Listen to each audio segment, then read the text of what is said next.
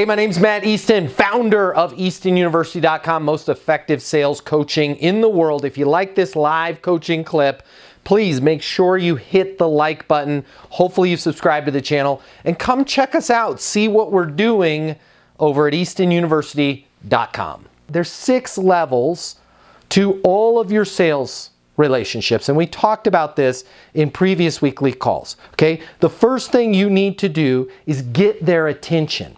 I have to get somebody's attention. And people jump right in to a pitch thinking that's how I'm going to get somebody's attention.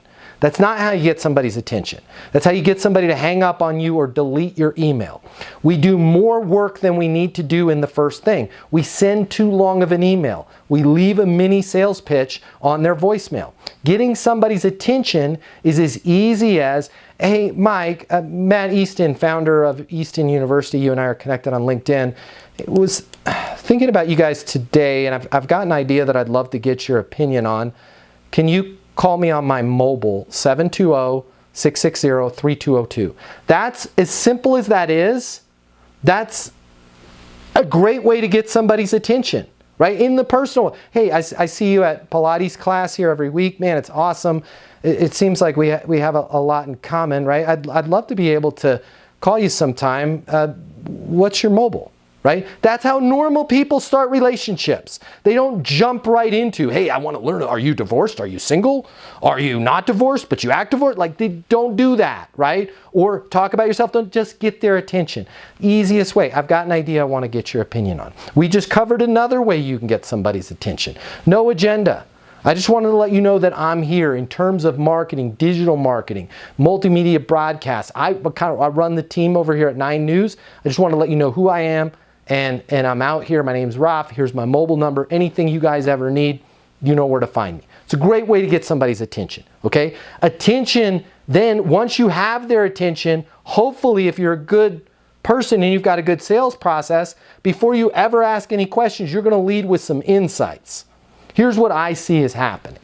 Here's what my clients see are happening, right? And if you're like, I don't know what an insight is, maybe you should think about getting a different job.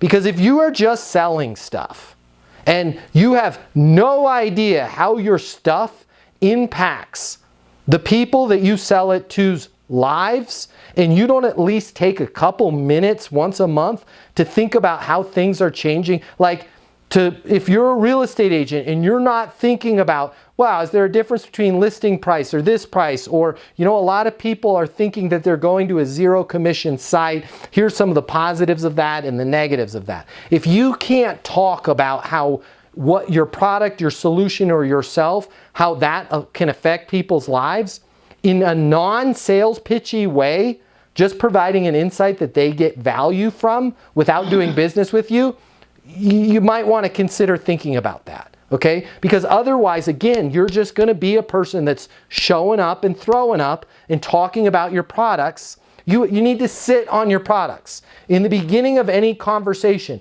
do not talk about what you sell, okay? Don't do it. Talk about things that you're seeing in the industry, problems that they might be having. Those insights that you give them are going to lead to questions. Either they're going to ask you questions if you deliver the insight properly, or you're going to be able to ask them questions. Is that something that you're seeing? Well, yeah, it is. On our call conversions, they're at 3%. Got it, 3%. Where would you like them to be?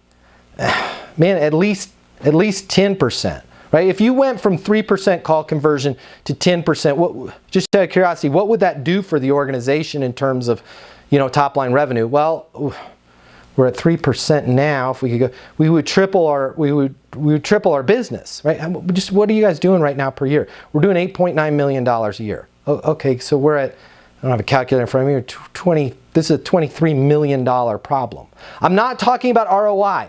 I am not talking about how I can solve I'm talking about the problem, right? And now once we're in the problem, I've asked questions about the problem. I've now kind of monetized that, and we talked about that. There's a course coming on the portal around how to monetize your deal. Now we're having a good conversation. So hey, because of the fact that you said you want to get that conversion rate from 3% to 10, based on everything that you're telling me, this is what I would recommend, okay? Conversations now lead to relationships, right? Well, we just don't want to do that right now. Got it. You know, what's a good next step, right? Well, it's just not a big enough initiative for us right now. Totally get it, right? Last thing, I'm here to solve big problems, right? I will be here when that becomes a bigger issue for you guys, or if the problem changes. Fair enough, right? And I'd rather get to a fast no, like this is not a fit for us, than have this long drawn out, me following up with somebody, constantly pitching them